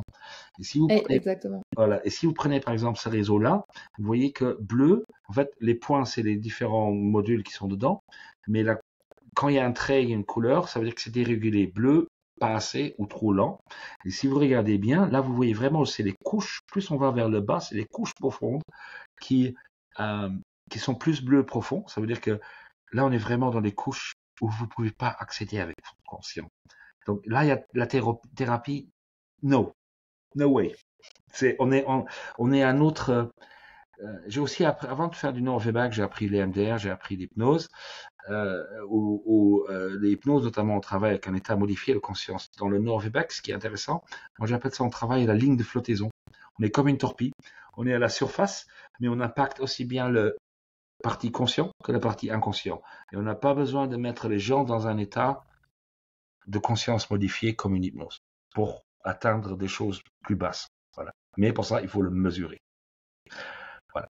Merci pour la prochaine slide. Quelque chose à rajouter, mais Lisa? Non, tu as tout à fait raison dans ce que tu dis sur les zones profondes. C'est les zones qui sont primitives, donc c'était les zones qui étaient communes à nos ancêtres. C'est les zones du cerveau qui sont communes, par exemple, aux crocodiles, etc. Donc c'est vraiment, comme tu dis, il n'y a pas de conscience là-dedans. Donc ça peut pas être un phénomène conscient. Non. Et Donc, si on commence à l'analyser, le cerveau, il va vous produire, c'est ce qu'on appelle des rationalisations secondaires. Si vous posez une question au cerveau qui ne sait pas la réponse, c'est comme l'IA, elle a tendance à halluciner. Elle va inventer des choses pour que ce soit crédible et que ça tienne la route. Et vous allez y croire dur comme fer. Donc, oui. Voilà. Notre neurofeedback, et j'aime bien le mot notre, parce que le problème avec le neurofeedback, c'est quelque chose qui n'est pas régulé. Donc, tout le monde peut se dire praticien de neurofeedback, il n'y a pas de, en Luxembourg en tout cas, il n'y a pas de critères d'exercer. Aux États-Unis, c'est un peu différent, parce qu'ils ont plus de grande expérience, donc c'est plus régulé. Mais la méthode comment nous on l'utilise, c'est vraiment différent de ce que vous trouvez ailleurs. D'ailleurs, c'est ma méthode. Merci d'avoir travaillé dans mon expérience de 5 ans dans les centres d'addiction, où j'ai quand même eu affaire aux cerveaux les plus dérégulés que j'ai jamais vus, où il fallait amener les résultats vite. Donc, on a développé une méthode pour avoir des résultats rapides. Alors, comment ça marche? Le neurofeedback, c'est ce qu'on appelle du conditionnement opérant. Ça veut dire, c'est comme quand vous éduquez votre chien. Bon comportement, récompense. Mauvais comportement, punition. Voilà, la punition, on n'est pas dans le sadomaso. La punition ici est très subtile, mais le critère de succès du neurofeedback, c'est le temps entre le moment où on mesure le signal sur la tête et au moment où on vous donne le feedback. Voilà, c'est quoi les séances de neurofeedback? Vous avez la cape sur, on a fait votre état initial, donc on sait qu'est-ce qui est dérégulé. Chaque client, même si je fais le même réseau chez 2 clients différents, c'est des valeurs complètement différentes, parce qu'on part de la mesure personnalisée. Et donc, si j'entraîne par exemple le mode par défaut pour couper les ruminations, pour me faire le vide dans la tête, toi, tu as déjà eu l'expérience de ça un petit peu, de couper c'est pas mal, c'est impressionnant. Ah ouais. On dirait vraiment un poteur de lumière, et tu as vraiment baissé la lumière dans le cerveau. Et à la première séance, au bout de même pas 10 minutes, Ouais, au bout de 10 minutes, il y avait déjà un effet. Ouais. Et donc, en fait, comment ça marche? Donc, là, on installe la personne, elle a défini ses objectifs, elle connaît ses dérégulations. Nous aussi, on a fait un protocole. Et donc, on choisit un film. Pourquoi un film ou de la musique? Le film, c'est juste le support. Il faut que ça intéresse la personne. Idéalement, elle l'a pas vu, elle regarde. Et en fait, le film va être le support, comme un papier journal, c'est-à-dire sur lequel on va imprimer ce que son cerveau fait. Le film, il faut juste, voilà, ça sert juste à illustrer, c'est le support, voilà. Et donc, si votre cerveau votre réseau de mode par défaut ou celui qu'on a choisi, va vers une meilleure régulation, une meilleure communication, l'image est claire. Dès que ça change, dès qu'il va vers un état de je vais réfléchir dessus, encore un problème, ça me rappelle un truc, ça va tout de suite, ça va pas couper. Vous allez encore pouvoir voir le film. Mais la luminosité, la taille de l'écran ou le son, ou tout combiné, est modifié. Et c'est le temps réel. Il y a 50 millisecondes entre le moment où on mesure et où on donne le feedback. Et ça, c'est super rapide. Et votre cerveau, en fait, il veut voir le film en clair. Il n'a pas envie d'avoir ces trucs-là. Vous imaginez-vous, voilà, vous vous promenez un dimanche tout seul dans la forêt, il n'y a pas de bruit, et puis à un moment vous entendez un craquement de branches. Qu'est-ce qui se passe? Tous vos sens sont en alerte, parce que c'était un événement pas prévisible. Et donc le cerveau, lui, cette interruption, c'est quoi? Et au bout de 3-4 interruptions, le cerveau comprend, je ne sais pas pourquoi, mais c'est comme ça, il comprend, j'ai jamais vu un cerveau qui n'a pas compris au bout de 30 secondes, tiens, c'est moi qui suis en contrôle, moi je peux modifier, qu'est-ce qui se passe là? Et donc c'est le cerveau qui se modifie lui-même. Nous, on lui dit juste, pas ça. Oui, oui, non, oui, oui, non, oui, non. Et de façon très rapide. Dans une séance, vous avez plusieurs milliers de feedbacks. C'est plusieurs milliers de fois qu'on donne cette information au cerveau. Et donc, c'est votre cerveau qui se change lui-même. Donc, c'est un apprentissage. C'est ce qu'on appelle un conditionnement opérant. Sauf que c'est pas conscient. C'est pas un niveau, j'apprends quelque chose que je peux réciter par cœur. Voilà. Voilà. Et le challenge de la personne là derrière l'écran, en fait, c'est de choisir les bonnes cibles et d'adapter en fonction comment le client réagit. Et là, c'est tout un art. Il faut un peu jongler et s'adapter, et on sait qu'est-ce qui marche et qu'est-ce qui marche pas. Moi, je peux avoir fait autour de 20 000 séances, donc moi, je pense que je peux le faire presque les yeux fermés. Tu regardes même plus l'écran, c'est automatique. Ouais, je sens beaucoup de choses. Ouais. Good. Prochain. Oui, on est des sortes de magiciens du cerveau, effectivement. Un petit peu, voilà. Mais on a besoin de quelques outils quand même. Oui, et ça c'est ce qui fait que ça marche et que chez nous c'est différent. On s'appelle Neurofeedback Luxembourg, mais ce qu'on fait, c'est beaucoup plus. C'est un peu beaucoup plus. Et je pense qu'on est les seuls. Je connais personne. Je pense qu'il faut aller à Londres, à Paris, même pas à Paris. Il y a quelqu'un qui travaille comme nous. Alors tout ça c'est combiné. Pas tout le monde a droit à tout, pas tout en même temps. Mais en gros, il y a des protocoles qui sont vraiment adaptés de la personne. Premièrement, la première image là, ça c'est une cliente, ça c'est des aimants, donc on met des fréquences dessus. Il y a des fréquences anti-inflammatoires, il y a des fréquences qui stimulent la digestion. Il y a des fréquences qui libèrent des tristesses. Il y a certaines fréquences, si je vous mets dessus, soit vous allez vous sentir libéré, soit vous allez mettre à pleurer. C'est comme ça, je peux pas l'expliquer. Parfois, il y a des choses aussi qu'on peut pas expliquer. Mais le mécanisme de la PMF, il a été étudié longtemps par la NASA. Par exemple, quand les astronautes vont en haut, il y a la fréquence, elle a une résonance, la Terre a une fréquence, c'est la fréquence de Schumann. C'est 7,81 Hertz. c'est entre le θ et l'alpha.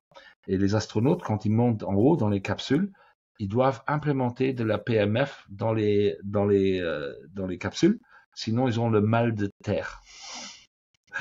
Et parce qu'on a besoin de cette fréquence. Et c'est pourquoi, par exemple, si vous allez dans la nature, là vous rentrez dans cette fréquence.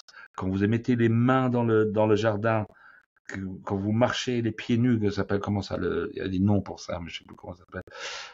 Il y a des formes de thérapie. Ça vous fait du bien, voilà. Et nous, on peut faire ça avec le ventre. Le biofeedback, la cohérence cardiaque, apprendre à respirer. La plupart des gens que moi je vois, personne ne sait bien respirer. Voilà. Une méthode sûre pour rentrer déclencher une crise de panique chez quelqu'un qui n'est pas anxieux, c'est très simple. Vous tenez mal, vous recroquevillez les épaules, vous respirez très court, de façon à créer un manque d'oxygène, et vous allez déclencher une crise de panique, même si vous n'êtes pas anxieux. La bonne nouvelle, ça marche aussi dans l'autre sens. Donc, vous ouvrez les épaules, respiration, peut-être vous pouvez un peu laisser plus de temps pour le temps d'expiration, parce que là, c'est là où on active le système parasympathique qui balance le sympathique. Voilà. On utilise aussi moi j'appelle ça les stimulations lumineuses, mais on appelle ça les lunettes disco. C'est très géométrique, c'est un peu psychédélique, c'est sympa. Pourquoi est-ce qu'on utilise ça? Parce que c'est une forme de stimulation la plus soft qu'on ait. Pourquoi? Parce que si je soumets ça, c'est pas le test de déclenchement de crise d'épilepsie qu'il y a chez le neurologue. D'ailleurs, en cas de crise d'épilepsie, on n'a pas le droit d'utiliser la plupart de ces technologies-là, sauf le nerf vague. Mais en fait, si je soumets le cerveau à une stimulation, le cerveau va se synchroniser. Ça, c'est typiquement, vous voyez ça, si vous roulez à une certaine vitesse sur l'autoroute, il y a les panneaux, les lumières qui arrivent, ting, ting, et si vous comptez bien, ça fait du θ. Ça vous met dans un état de transe. Vous avez tendance à vous endormir. Et en fait, il ferait mieux soit d'espacer plus ou d'espacer moins les poteaux de lumière. En mettre beaucoup plus. C'est pas la bonne chose. La stimulation électrique, comme ça marche à l'électricité, on peut l'utiliser, mais il faut savoir ce qu'on fait avec. Il y a des experts. Et oui, il faut savoir ce qu'on fait. Parce que c'est quand même votre organe le plus précieux. Hein, c'est ce qui vous définit. Ne faites pas n'importe quoi. Vous pouvez trouver des stimulateurs électriques je pense que je t'avais montré à quoi, 20-30 $, qu'on peut trouver, qui sont beaucoup trop puissants pour le cerveau, qui vont jusqu'à 4 milliampères. Non. Faut pas faire du do it yourself là-dessus. Là, non. Il faut être formé, et il faut pas, et de nouveau, si vous faites pas de mesure, si vous faites, ça c'est typiquement, voilà, ça c'est un appareil qui est spécifique pour la dépression. Sauf que si vous n'avez pas une asymétrie frontale, cet appareil ne va pas marcher chez vous. Donc si vous n'avez pas mesuré, vous ne le savez pas. La stimulation du nerf vague, on y travaille beaucoup, notamment avec la stimulation. C'est là, cette partie-là où on en parle, ou il y a plus? Ouais, c'est ça, Voilà. Donc vas-y. Il y a la stimulation électrique, donc le nerf vague. En fait, il y a 2-3 endroits où il est très proche de la surface. Pourquoi il s'appelle nerf vague? Parce que on l'a pas trouvé quand ils ont fait les premières découpes de cadavres, parce que il était partout, et donc c'est pour ça qu'on l'appelle nerf vague. Voilà. Mais il y a des endroits où il passe. Notamment, il y a le mastoïde, juste derrière l'oreille, vous avez un os. Là, il passe il y a une branche du nerf vague, une branche qui passe dans l'oreille, et vous avez aussi la gorge. Là. Donc ça, c'est des points où il passe plutôt très proche de la surface, et donc là, on peut le stimuler. On peut le stimuler de différentes façons. Il y a la façon magnétique et électrique, photobiomodulation. J'oublie quelque chose? Vibration. Ouais. Et aussi, je conseillerais moins parce que c'est pas très efficace. Mais voilà, c'est surtout ces trois-là. Et on a aussi, nous, ça fait partie de notre outillage standard. C'est ce qu'on appelle le Safe and Sound. Donc, c'est la stimulation du nerf vague à travers le canal auditif. Donc, c'est une application, vous écoutez à la maison, c'est un programme de 15 heures, à écouter à votre rythme d'une certaine façon, et qui réintroduit un système, le sentiment de sécurité dans le système nerveux. Donc un low level. C'est pas dans la tête je suis bien, non, c'est mon système nerveux est détendu. Voilà. Et c'est plutôt magique. Je vous conseille vraiment de jeter un œil à la documentation d'Arte. Elle parle très bien du nerf vague. D'ailleurs, le nerf vague, il entre en action dès qu'on combat l'inflammation. Et pour moi, dépression et inflammation, il y a un lien très fort. Voilà. Et ça, c'est notre prochain sujet. D'ailleurs, on va beaucoup vous en parler. Apprenez le mot par cœur. Photobiomodulation. Qu'est-ce que c'est que ça? C'est encore un truc bizarre. Non, en fait, c'est pas un truc bizarre. Ça existe depuis 20-30 ans dans la médecine. C'est utilisé pour guérir les plaies. C'est utilisé en dentisterie. C'est utilisé, mais on peut l'utiliser aussi sur le cerveau. Et on va vous en parler beaucoup plus, n'est-ce pas, Lisa? Exactement. Hein? Ça va être le sujet de travail de Lisa. Pourquoi? Parce que, en fait, la photobiomodulation, en anglais, c'est low level laser therapy ou low level light therapy ou low level laser therapy. Et en fait, il y a au moins 20 ou 30 noms pour la photobiomodulation. Et avant qu'ils se mettent d'accord, maintenant, on va tous parler de photobiomodulation. Voilà, on va lancer le terme. C'est photobiomodulation. Et ça a un effet au niveau de la cellule. Parce que ça répare les cellules, ça donne de l'énergie. Et quand on parle, par exemple, de long Covid, de fibromyalgie, de borréliose, tous ces trucs chroniques où on n'a plus d'énergie, ça a des avantages. Parce que ça, c'est par exemple pour nous, le neurofeedback, c'est des cas où nous, avec le neurofeedback seul, moi, un de mes ennemis en neurofeedback, c'est l'inflammation. Quand il y a de l'inflammation dans le corps, le neurofeedback marche, mais marche beaucoup moins bien. Et donc, on a intérêt, nous, à inclure des méthodes qui combattent cette inflammation. Voilà. Mais on va revenir dessus dans le futur. Peut-être que, pour faire un peu plus simple et qui va peut-être parler à un peu plus de gens dans le chat, vous avez certainement dû voir passer ces derniers temps des masques faciaux avec de la lumière rouge. C'est l'équivalent, en fait, pour la tête, mais mieux géré. Donc, ici, c'est géré avec des paramètres spécifiques, faits par des experts. Donc, voilà, mais c'est un équivalent. Donc, en fait, on vous le vend pour de la skincare, pour la cosmétique. Voilà, exactement, un protocole anti-rides.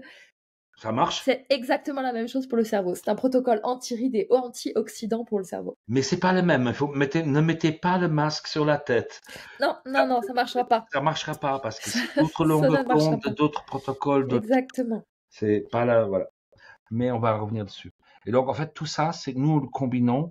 On s'appelle neurofeedback, mais pourquoi est-ce qu'on a les résultats rapides? Parce que nous, nos résultats, on les a en 10-15 séances, ce qui est pas standard dans les études de neurofeedback qui parlent plutôt de 40-60 séances. Moi, je suis impatient. Moi, je veux des résultats vite. Voilà. Et nos clients. Et encore une fois, là, donc, on va pas vous demander d'aller faire des recherches sur Internet pour savoir lequel des protocoles vous voulez avoir. Dans ces cas-là, c'est François qui décide. Bon, pas que François, bien sûr, mais c'est l'équipe qui va décider de qu'est-ce que vous avez besoin. Donc, c'est vraiment un protocole personnalisé. Donc, venez avec votre mari, votre femme, peu importe. L'autre personne n'aura pas forcément le même protocole que vous. Parce que c'est chacun son traitement. Chacun son problème et chacun son traitement. Et c'est pour ça que d'ailleurs on est très strict sur le cadre, comment nous travaillons. Il faut définir un contrat, il faut définir des objectifs, il faut définir des conditions de réussite. Et il faut donner un feedback écrit après chaque séance. Pourquoi? Parce que nous, chaque séance, on la prépare. Il y a un temps. Une fois que vous partez, nous, on analyse qu'est-ce qui s'est passé pendant la séance. On fait une prédiction, on attend votre feedback, et en fonction du feedback, on va dire, parce que nous, on peut mettre l'intensité à 1 ou à 10. C'est pas la difficulté aussi, donc c'est pas la même chose. Voilà. D'où l'intérêt d'avoir une bonne communication aussi avec l'équipe qui prendra soin de vous, parce que c'est important de dire vos ressentis, ce que vous pensez, etc. Et au hasard aussi de nous dire si jamais vous changez de médication, on a besoin de le savoir. Ou vous avez eu un accident la veille, ce serait peut-être bien que vous nous le disiez. C'est pas un détail. Voilà. Next slide, merci. Alors, nous avons 2 formules et malheureusement sur le site c'est pas encore à présenter. On va y aller. Pourquoi est-ce qu'il y a 2 formules? Parce qu'avec le neurofeedback classique, en fait, on est sur un cycle plutôt long. Parce que d'abord, il y a cette étape de brain map. Vous prenez un rendez-vous pour enregistrer. Normalement, vous trouvez un rendez-vous d'ici 2 semaines. On a tout le temps des rendez-vous, toutes les semaines, on a des rendez-vous prévus uniquement pour enregistrer l'activité du cerveau, faire votre cartographie du cerveau. C'est l'étape que la plupart des clients préfèrent parce qu'ils apprennent beaucoup de choses sur eux, comment ils fonctionnent. Et puis, il y a 2-3 semaines pour avoir les résultats. C'est optimiste, même 2-3 semaines. Et puis, seulement on planifie des séances. Donc, on est sur, puis les séances, normalement, en classique, nous, on fait une séance par semaine d'1 heure. Donc, sur 10 séances minimum, on veut un engagement sur 10 séances. Pourquoi 10? Parce que on nous fait un programme. Et on sait qu'on a besoin de 10 séances pour arriver à un état stable de nouveau. Donc, vous êtes sur le programme, les séances, c'est 9 à 12 semaines minimum, plutôt plus en ce moment. Et par exemple, en ce moment, on n'a que des places à partir de août, donc pour commencer les séances régulières. Si vous êtes, par contre, je sais pas, parti tout le mois d'août et que vous avez un examen à faire en septembre, au hasard, c'est pour ça que, et pour pas laisser tomber les gens et pas les laisser partir sur d'autres choses, parce que la demande est plutôt, voilà, le besoin est plutôt là et les résultats sont plutôt bons. On a développé ce qu'on appelle, nous, le neurofeedback accéléré. Donc, c'est condensé. Vous faites le tout process en 4 semaines. Et la bonne nouvelle, d'ici 10 jours, il y a de nouveau des places. Il y en a 3 ou 4, je pense. 3 ou 4. Donc, malheureusement, on n'est pas une grande équipe. On n'est pas dans un hôpital avec 10 étages, voilà. Et donc, en fait, qu'est-ce qui est différent, c'est que là, on dit, vous avez un rapport, vous n'avez pas avec la brain map, c'est un rendez-vous de 2 heures avec moi, normalement. On va 1h30, on va décomposer vraiment votre cerveau, passer à travers tout, etc. Mais on va quand même besoin de faire cette brain map, donc ce QEG, pour faire les protocoles. Il y a le Safe and Sound, la thérapie auditive. Il y a 10 séances qui sont dedans. Vous êtes suivi par nos cliniciens. Il y a toujours une évaluation à la fin. Donc, pensez à un moment trace, si vous mesurez pas, vous savez pas ce que vous faites. Donc, nous, on mesure au début, mais on mesure aussi à la fin. Et ça fait partie du traitement. Voilà. Et le neurofeedback classique, là, vous êtes sur un processus plus long, mais il y a plus de données, plus d'échanges. Si vous voulez juste aller mieux, pas besoin de savoir, go pour l'accélérer. On fait une préqualification parce que, par exemple, quand est-ce que l'accéléré est recommandé, quand est-ce que le classique est recommandé. Si c'est vraiment du multifactoriel ou on va dire, plus de choses dedans, plutôt classique. S'il y a beaucoup de médications, si vous avez besoin de noter sur un papier tous les médicaments que vous prenez, classique. Si c'est un enfant qui a un problème de TDA, accéléré, c'est très bien. Voilà. Si vous étiez tout bien et puis il est juste arrivé un incident et vous n'arrivez pas à reconnecter dans la vie, les trucs, etc., accéléré, très bien. Si par contre toute votre famille a déjà des problèmes et que c'est d'une longue histoire, classique. Voilà. En gros, les prix sont à peu près les mêmes. Le prix et les détails avec le QR code en haut à droite. Exactement. Là, vous avez la page justement récapitulative. Donc, si vous voulez la scanner, au moins vous aurez exactement le même visuel avec un peu plus d'informations. Et juste après, vous pouvez également scanner le QR code qui vous ramène à la page de nos tarifs. Voilà. Alors, combien ça coûte? À peu près, on est pour donc, les 2 rendez-vous, donc l'analyse de l'enregistrement, le rendez-vous d'1h30 de restitution des résultats, la brain map si vous êtes dans le classique, on est à 595 €. Le classique, on doit être à 3500 €, donc à peu près 350 € par séance. Il y a moyen de payer en plusieurs fois. C'est cher, oui, mais je ne connais rien qui est aussi rapide. C'est pas moi qui le dis. Lisez les avis de nos clients. C'est juste, voilà. Si vous tapez sur Google Neurofeedback Luxembourg, c'est tous des vrais avis. C'est pas des fakes. C'est pas des gens qu'on a payés, soudoyés ou qu'on a inventés. C'est tous des vrais cas. Tous. Voilà. Il y a aussi important, parce que c'est un process, donc soit vous suivez, et c'est le premier facteur de succès, c'est compliance. C'est comme dans le secteur financier. Suivez nos règles. Même si vous comprenez pas pourquoi on vous dit ça, nous on le sait. Par exemple, jamais venir le ventre vide et pas avoir bu 1 litre d'eau à une séance. Vous allez le faire une fois, pas 2, parce que vous allez souffrir. Vous allez vraiment prendre cher. Et c'est pas exagéré quand je le dis. Ceux qui essayent, ils ont beaucoup d'effets secondaires. Je ne sais pas le changer. Voilà. Par contre, les maux de tête, il faut venir. Si vous avez mal de tête, 98% des maux de tête partent en 10 minutes. On arrive à les faire partir. Migraine, venez, on la fait partir. Voilà. Si vous en avez si vous avez des questions, vous pouvez les poser ici dans le chat.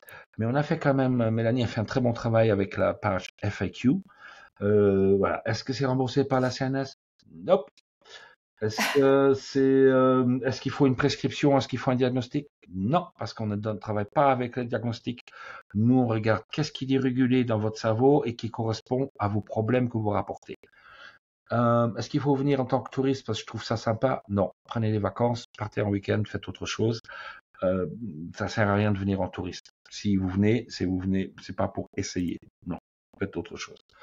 Est-ce qu'il y a des contre-indications? Oui.